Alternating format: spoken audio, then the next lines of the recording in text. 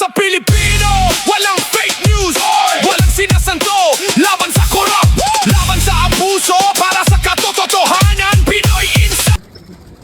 Nakatulog kayo, sir? Kumusta ang first night niyo po? Nakatulog naman. Kahit paano. Matagal nag-subside yung adrenaline rush. Kaya matagal nakatulog.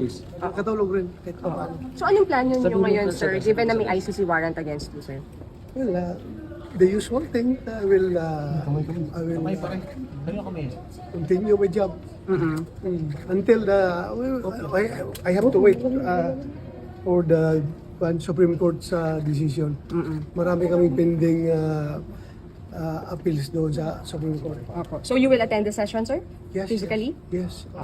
The public can expect you to see more of you kahit sa mga hearings, sa mga Yes. proceedings dito? Business as usual. Sana naman yung gustong hulihin ako ay hintayin rin nila yung Supreme Court na decision. Anong prayer niyo, sir, dun sa Supreme Court appeal niyo? Marami yun, hindi ko namuras. Yung abogado ko, 3, 4 ba yun ang mga petisyon na pinadala doon? Pinayal doon. Sir, pero hopeful kayo, sir, na mapagbibigyan kayo ng Supreme Court doon sa request po ninyo? I'm hoping and praying. I'm hoping and praying. Sir, pero may mga nag-i-insist pa rin na dapat i-implement yung warrant, na sakop tayo ng warrant na yun from ICC. Well, I respect their decision, their opinion. Sige lang, hayaan mo lang sila. May kanya-kanya tayong opinion. Sir, wala po kayong balak mag-surrender po sa jurisdiction ng ICC. Even the Philippines is required to enforce the warrant, sir. Why? Ikaw ba? Gusto mong mag-surrender doon? Pilipino ka? You have existing Philippine courts. Bakit magpapatry ka doon sa mga banyaga? This is an attack to our sovereignty. Supplementarity clause mo kaya ang kailangan. Sabi ng Article 1 ng the Rome Statute. Anong klaseng complementarity ito?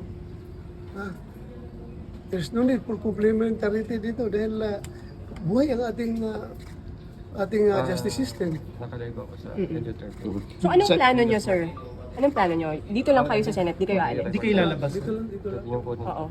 Hindi kayo... Hindi, kailangan kong bumili ng mga gamot maintenance dahil hindi ko nadala yung mga gamot ko pang maintenance. Saan ba kayo nag-stay, sir, in the past months? All over the Philippines.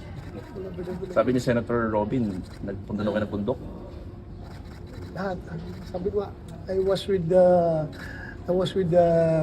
halls of the air and the beast of the field. Sir, may sama ng loob ka ba kay SP Soto, knowing na nag-coordinate pala sa Alam daw. Saan yan? Hindi ako plastic. Hindi magsabi na wala akong sama ng loob. Because yung ginawa niya pagtataksil, hindi lang yung pagtataksil sa kanyang kulig, kundi pagtataksil niya sa institusyon ng Senado. Siya pa naman ang pumirma ng resolution namin na dapat dadaan sa legal processes na ni-require ng Supreme Court, na dadaan sa lower courts yung arrest warrant. Alam naman niya, pinakitaan siya ng warrant of arrest na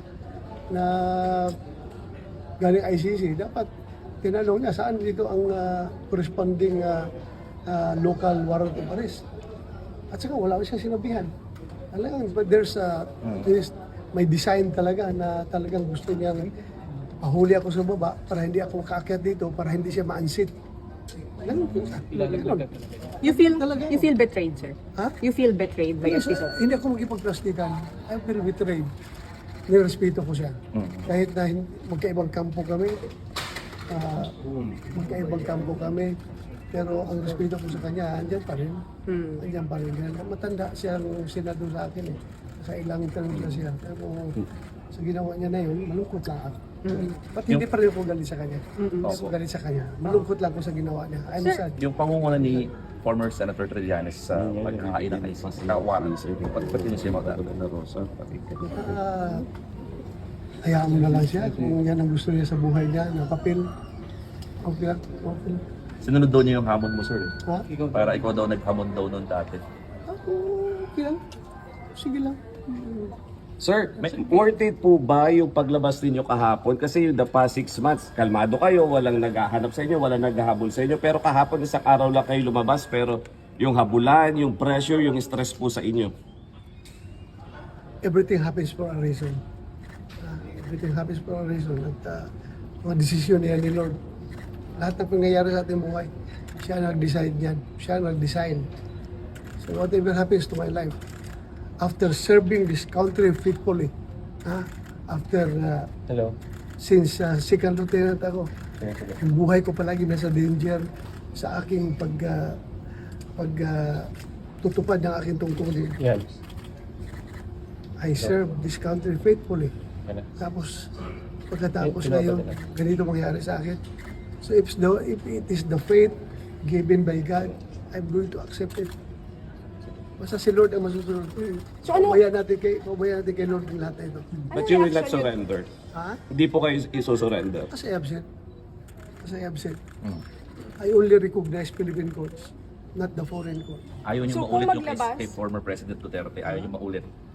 Sana naman, not for President Duterte, not for me, but for every Filipino na dapat ang kanyang kapakanan ay pangalagaan ng ating gobyerno. So kung maglabas ang local court, sir, ng warrant against you, susunod kayo? Andyan na yan eh. Kung andyan yung decision ng we will cross the bridge, we will get there. Ha? Sir, you have an appeal to the President? Ha? Nag-appeal kayo sa President? Yes. Lahat ng interview ko, nag-a-appel ko sa kanya, Mr. President, sir, alam ko wala kang personal na galit sa akin. Alam ko yan. Wala kang personal na galit sa akin. So sana naman, bilang ama ng ating bansa, alagaan mo yung mga anak. Kami, yung mga anak. Alagaan mo lahat ng Pilipino. Sana, role of the government is to take care of its people. Sana alagaan mo kami. Huwag mo kami ibigay doon sa mga dayuhan. Dapat iusap ko sa kanya. Sabi said, hindi lang para sa akin, kundi sa lahat ng Pilipino. Huwag niyo po ipagkanulo ang inyong kapwa Pilipino sa mga banyaga. At alam mo sir, kung anong paghirap mo sa serbisyo. Ginawa kong lahat para sa bayan, hindi yung para sarili ko. Hindi yung para sa sarili kong kapakanan. Hindi ako nagpayaman sa serbisyo. Nagtrabaho ako ng gusto, faithfully. Sir, ano masasabi? Kaya itong appeal ko dito, Ano po? sa kanya, hindi lang para sa akin, kundi para na rin sa lahat ng mga Pilipino na malagay sa ganitong sitwasyon. Hindi natin alam. Pagdating ng araw, ikaw rin, Mr. President, haharap sa ganitong sitwasyon. Ikaw rin, Mr. President, ang magka-problema na ganito, mamalaman mo. You will feel what I feel right now. Bakit kayo naiiyak, sir? Ha? Bakit po kayo naiiyak? Tao lang ako.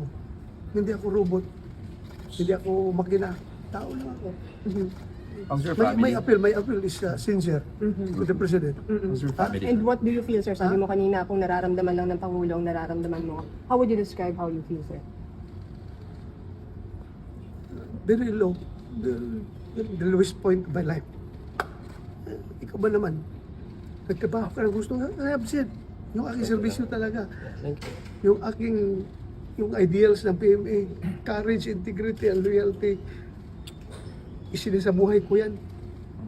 Lahat ginawa ko. Tapos, ngayon, ganito mangyari sa akin. Sir, ano exactly ang gusto, sorry, Huh? ano pong gusto niyong gawin ng Pangulo exactly, sir, at this point in time? Sana, huwag niya akong ipadala sa dahig. Yun lang naman. Kahit sa court dito sa Pilipinas, pareho tayong Pilipino, Mr. President. Pareho tayong Pilipino. Kung pwede lang. Kung meron akong panagutan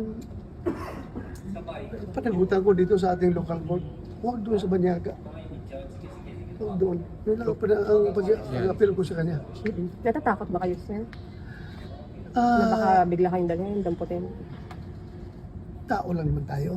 Hindi naman tayo, despite sa aking mga pinagdaanan, the more I am humanized, sa lahat ng trials, lahat ng hardship na dinaanan, the more na na-humanize ako. So sir, ano comment nyo doon sa mga EJK na kinoconnect sa inyo? Allegedly kayo ang behind. Sir, sabi sa warrant po kasi may reasonable grounds daw to believe that you're involved in DDS. And That's their point. That's their point. May point naman din tayo.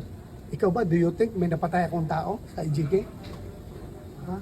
Do you think meron ako inutusan na patayin mo yan? Ha? This is all about politics. Ha? Politics ito. Yung Trillanes na galit sa mga Duterte, yung mga makakaliwa, na galit sa pagtira ni Duterte sa mga komunista.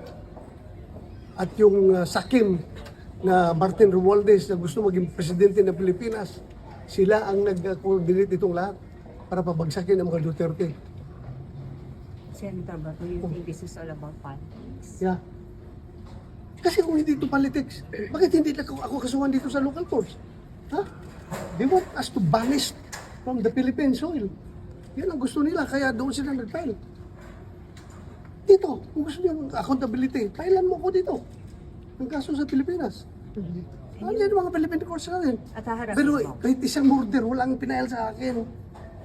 Kasi alam nila wala akong pinatay na tao at wala akong inutusan na patayin ninyo yan. Alam nila yan. Eh, yung mga taga-ICC na naniniwala sa kanilang mga fabrication. Sir, Everything was fabricated. So ano lang ang naging role mo, sir? Ha? Ano lang ang naging role mo? Ang role ko is para mag-lead sa war on drugs. Ha? And it doesn't mean pag war on drugs ay patayin lahat ng tao. Ha?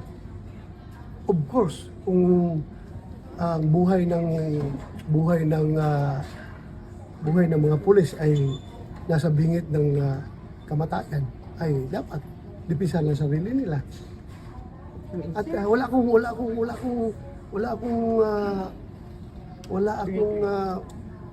pang-abuso na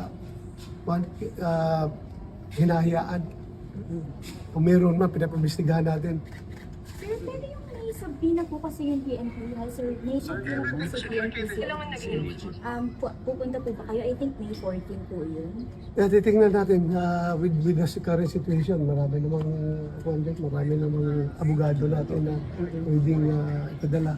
Titingnan natin. Sir, if ever maging local complaint yun, naharapin niyo po yun. Yung sa CIDG, sir. Kasi it's a possible complaint daw. Sinasabi ko nga sa iyo, lahat basta sa local lang, harapin natin yan. You can just imagine kung inibisigahan nila yung EJK ko no, panahon ng city director ako ng Davao, how many years ago na yun? Grabe naman pagkakalkal yan kung kinakalkal nila kung yung mga nangyayari doon sa Davao. Dapat noon pa, pinasukan na nila ako. Bakit ngayon pa sila magkakalkal ng mga ganun? Sir, what urged you to come back po, to go back to the Senate po? May mga nagsasabi baka dahil sa impeachment, sa change in leadership? Hindi ako sinungaling, kasama na yan lahat. Impeachment, yung change of leadership, yung kini-question ninyo palagi yung sweldo ko. Nahiya na ako talaga ako, hiyang-hiya na ako. Dahil nga, wala po yan sa bokabularyo ko na makinabang sa pera ng gobyerno o kanino mang pera na iniisahan ko na hindi hindi ko binibigyan ng kaukulang serbisyo. Nahiya ako. Kaya lumabas na rin ako. At kahit nakini-question yun, alam naman yung rason bakit ako umiiwas ng pumunta dito. Nag-trip. Nandiyan na nga. Nangyari na nga kahapon. So kung kayo ako, ano kayo? Sabihin na lang ninyo ako na magsamantala. Basta huwag lang nyo sabihin na tanga. Tanga man doon sa bato. Alam na niya na may warrant na huli siya. Tapos yun. Sir, Yun pa rin. sir, how do you... Ano po the past 6 months? Did yung sweldo po nito or hindi? Past 6 months? The past 6 months, hindi ko natanggap ang sweldo ko. Yung aking secretary, kinukuha yung sweldo. Kinukuha doon. Paano kung makuha wala ko dito? Kinukuha niya pero yung later months na, hindi na niya kinukuha dahil nahiya na, hindi na kinukuha. Tapos, So intact pa rin, sir, yung money? intact ako, nandiyan, naka-sobre pa daw. Isusuli niyo po, sir? Naka-sobre pa. Ha? Yung retirement po? Yung hindi na gasto. Kasi may nagastos man doon na yung ginamit sa mga relief operations para desisyonan na rin nila na what, pwede magamit ito dahil wala bang hindi man ginagamit ng boss natin. Sir, So, are you nasa confident now that anytime no arrest will be made or apprehensive kayo na anytime na pwedeng kumampot na nga po sa inyo that despite na sa napag-usapan? Well, meron mang word coming from Atty. Matibag na respetuhin nila yung institusyon ng Senado after sa usapan lang ni SP kahapon. At saka, knowing him, abogado yan eh. At saka, kasama ko yan dahil sa PDP. Sana sundin niya yung legal processes. Iabil ko naman lahat ng legal remedies na available. They did it Sen- to the former president? Ano ang rason nila para hindi nila ito gawin kay General? I am no special than the president. Sir, how will you respond to sa subpoena ng PNP? As I've said, we will present ourselves sa kanila. Ikaw po, O pwede ako, pwede abogado ko. Sen, paano nyo po dinidil ito with your family na alam natin mahirap yung situation? Paano yung setup po ninyo? Hirap talaga, but we have to deal with it. How are they? Kumusta po sila? Ay malungkot at alam mo na, Natatakot din sila, sir, for you? natatakot talaga. Natatakot din sila. Sir, kahapon ba, nag-surprise ka rin kung bakit may mga taga-NBI dito o may info ka na? Wala, nagulat ako. Akala ko mga driver lang yun na nakatambay dyan sa baba. Mga driver lang. Yun pala, inaris na pala nila ni Espisoto. So what really happened? There was really an attempt na kunin kayo tas pusasan? Ganun ba yun? Oo, ganun talaga. Sir, NBI kami. Oh. Hinawakan ako gano'n. So, pumiglas ko. Takbo, habol sila. Yung sugat mo, saan mo na-sustain yun, sir? Siguro doon sa pagkadapa ko, natupod itong kamay ko. Doon sa railing, sa sahig ba yun? O sa railing, nasa katumba ko. So may posa silang dala-talaga? Hindi ko nakita. Pero Or nahawakan ka Attempt pala? talaga? nahawakan ako. Nagpupiglas ako. Pumiglas ka lang. Walang kayong pinakita. security, sir? Walang pinakitang something, kawaran. Basta hinarang lang ako. Ayaw ko pakitin dahil mabubutuhan na dito eh. Mabubutuhan na sa change of leadership. Ayaw nila siguro makabuto ako kaya pinagilan ako sa baba. Sir, sabi ng ICC, since November may warrant ka na talaga. So, Aware ka? may natanggap ka ng info nung kaya hindi ka lumutan. Pinagbabasihan ko na yung mga pronouncement na Malacanang na mayroon daw ako. Yung sabi ni DOJ Secretary na Ombudsman ka Buwing Remulla na mayroon daw warrant. So, salamat ako sa iyo, sir. Salamat at bigyan ako ng advance info na mayroon akong warrant. Thank you. At naka-enjoy ako na 6 months by my lunch jam. At nakapag-Bible study ako ng gusto for 6 months. But sir, how long will we do this? Like, hanggang kailan? Kailan ito? What if evaluate ito? Though we understand you're still hoping for the TLO from the Supreme Court. Pero worst case scenario, General. I have no plans. Bakit ka naman plans? Man. Bahala na si Lord. God's plan is superior to everyone's In plan. the meantime, ang plano niyo po talaga mag-stay muna dito sa Cebu. Oo. Hindi lang palang alam kung gaano katagal. Indefinitely, How sir. long? Alam mo, sir. Indefinite pa. Hindi ko alam. Sir, Basta I just hope for sa Supreme Court na sana panindigan nila yung ating soberania. Sana. Hindi lang para sa atin, kundi para sa lahat ng Pilipino. but sir, coming here, did you expect na may mga NBI dito or totally wala kayong idea Wala na ko merong idea. pwedeng arrest? Wala ko idea. Sir, how will you react sa sinasabi nilang ginagawa ang Senado na parang, alam mo yung pinagtataguan ng parang sanctuary? It was mentioned actually by Attorney Storion earlier na parang ginagawa lang ito para at least mag-protect na hindi na ma-arrest yung tulad ng meron talagang mga warrant. How will you react Alam to mo that? kung isang barangay doon sa Cotabato, kaya sa Maguindanao, isang barangay ay willing na protektahan ako na hindi nila ako i-give up. How much more ang Senado na institusyon na nagpasa ng resolusyon na dapat hindi isusurrender ng isang Pilipino ng basta-basta doon sa foreign court. Meron kami na solusyon. So we have to stand. We are the lawmakers. So we have to observe mo. Yung kasi sinabi ng aming kuwan, policy yun eh. National policy yung ginawa natin. Dapat ganun. Driving ka kahapon kay General Samunte. Well, sinabi ko na sa kanya na, Sir, pareho tayo PMAR. Pareho tayo PMAR.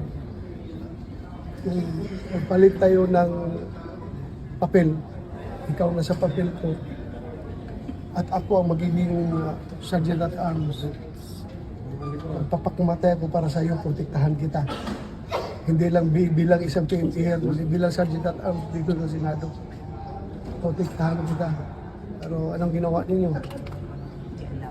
Kay General Mau. But it has a guidance of the SP, Yeah, guidance of the according to SP. him. Yeah. So how do you feel about Senator Soto? How do you feel about Senator Soto? Hindi naman siya. Hindi ako galit sa kanya. Hindi ako galit sa kanya. I'm just so sad. Ang taas ang respeto ko sa kanya. Okay na po, sir, because he allowed it to happen. Allowed, facilitated, or what? Okay na po.